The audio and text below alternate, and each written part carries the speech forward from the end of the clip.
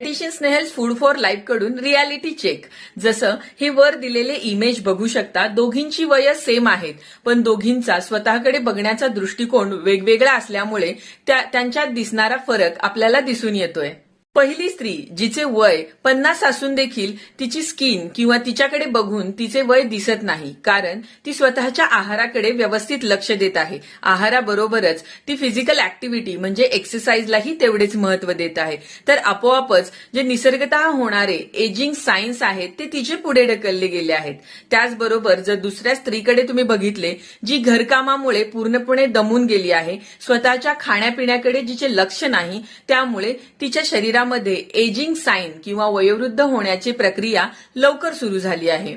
आपण दुसरे उदाहरण बघूया. 65 वर्षांचे हे गृहस्थ आणि सेम 65 वर्षांचे हे दुसरे गृहस्थ. याच्यामध्ये दुसऱ्या गृहस्थांकडे बीपी, शुगर, त्याचबरोबर हाय कोलेस्ट्रॉल हे त्यांच्या वजनाबरोबर फ्री ऑफ कॉस्ट आलेले आहे.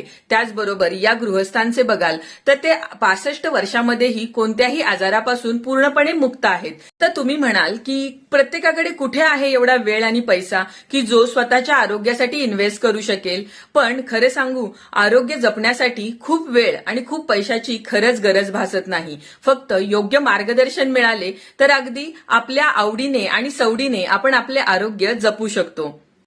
आणि नेमके हेच मार्गदर्शन देण्यासाठी मी डायटिशियन स्नेहल फूड फॉर लाईफच्या माध्यमातून तुमच्यासाठी घेऊन आले आहे आहारातील सल्ले, ज्यामध्ये तुम्हाला तुमची हेल्थ लवकरात लवकर अचीव्ह होण्यासाठी योग्य मार्गदर्शन राहील.